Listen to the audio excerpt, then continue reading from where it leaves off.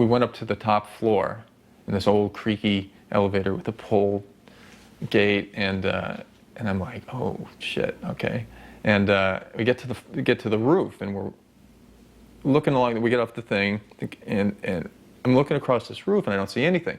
And there in the very corner of this roof, and it was a hot summer day, was this like white iridescent sort of figure.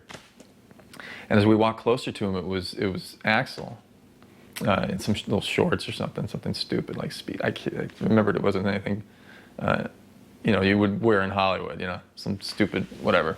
And as he said, this is Bill, and then we had a singer. The core of the band now established, the three-piece set about forming what would tentatively be titled AXL.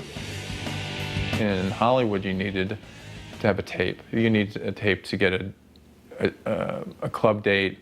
You needed a tape to get any interest. You needed to send your tape into the Music Connection to get reviewed. Everybody needed a tape of some sort, which left the problem that we didn't have a drummer because we never thought about it. So we quickly had to find a drummer. And through the recycler, we found this guy, Johnny, who lived in like Orange County. And Johnny came up, and within I think we played him the songs that we had that we were going to record the day that we were going to record them.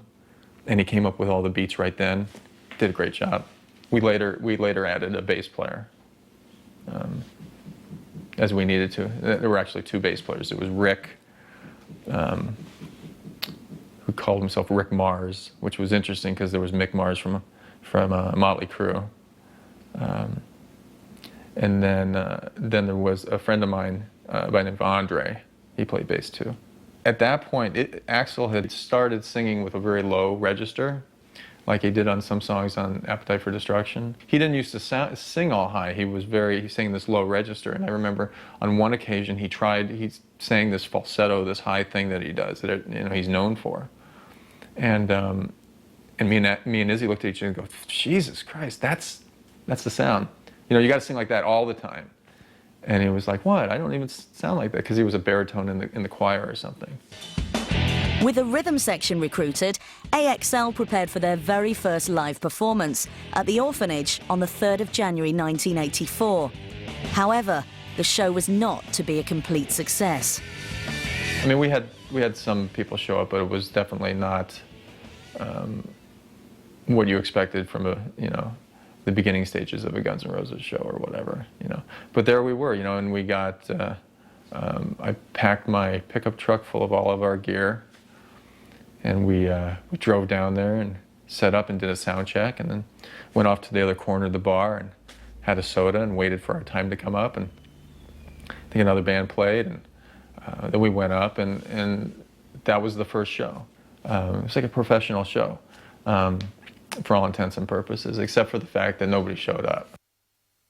Axl was he was developing his image and his persona back then. That was the very beginning of it. And he's known for a couple things now. He's known for that swaying thing that he does. But back then, he was so full of energy that he would shake. He would literally shake. It's hard to describe other than just almost like a convulsion happening, but really intense. And he would do this and let all this energy out, and he would sort of vibrate, like as your pager would do on top of a countertop. And it was kind of scary. You'd see somebody that would be evoking all this power and energy and emotion. Even at this early stage in AXL's career, the band's frontman was beginning to show signs of a rather volatile nature. Our first show that we played at the Orphanage was under the name AXL. But shortly after that, we got in a fight or something. Axl got all pissy about something, and we sort of broke up. It was after the first or second gig for a couple days. He was like, fuck you guys, I don't want to play with you. Which was funny because we were all living at my parents' house. And then he said, you know what, we need to come back. I want to come back and let's play. And Izzy's the one that said, you know what, if you're going to come back, we got to change the name of the band. We'll let you get back and play, but we're going to change the name of the band to Rose. And that was Izzy's idea. He wanted a name of his band called Rose. So we played under that. So that was the name of the band for, the next 5, 6, 7, whatever, so many shows. Soon after, we found that there was another band called Rose somewhere. So we changed. It sounds like Spinal Tap, doesn't it? So we changed the name to Hollywood Rose to differentiate ourselves. It was all the same band throughout the whole thing. We just changed the name. I became aware of Hollywood Roses when Axl called me when I was a booking agent at a place called Silver Lining Entertainment. He said that he was referred to me and he wanted me to get them some gigs. And I was like, cool, send me a demo tape, I'll check it out. And he's like, well, actually, I'd like to bring you a demo tape and play it now. And I was like, well, that would be great, except for I don't have stereo here. And he's like, well, that's okay, no problem. I'll come and bring a ghetto blaster and play it for you. And I laughed, I was like, well, if a guy's that's persistent, I'm gonna let him come. And he and Izzy showed up with a ghetto blaster in hand and had the demo tape and a few snapshots of the band. And I was blown away by the demo. I booked them sight unseen. Throughout the early months of 1984, Hollywood Rose continued to play with increasing success. However, after a show at the Music Machine, the band's lineup began to change. We played a show in mid-'84 at a place called the Music Machine it's not in Hollywood, but it's close to Hollywood. It's in Santa Monica. The show was all right. It sort of went off without a hitch.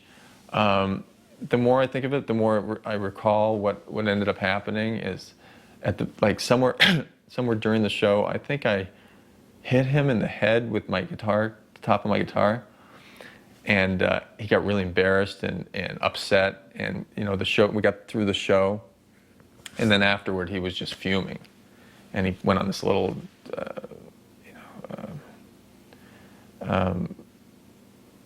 sulking. I don't know whatever I'm thinking of. He got an attitude, and he stormed off. And sort of that was the end. I mean, it wasn't set up in any way. We weren't planning on ending. It was just him walking off. I came to manage Guns N' Roses just at the tail end of Hollywood Roses. I booked Hollywood Roses to open for a band called Black Sheep at the Music Machine, and that was the band that Slash was currently in. So that night, I introduced Slash to Axl, and who knew that was history in the making. Chris Webber had quit the band, and Slash wasn't very happy in Black Sheep.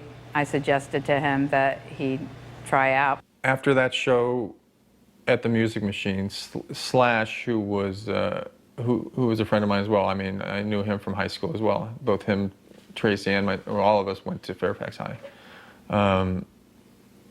He took over the guitar playing after I left.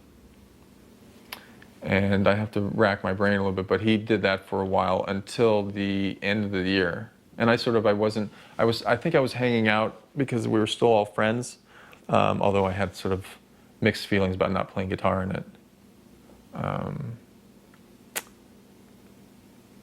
But closer to the end of the year, they had booked a show for New Year's.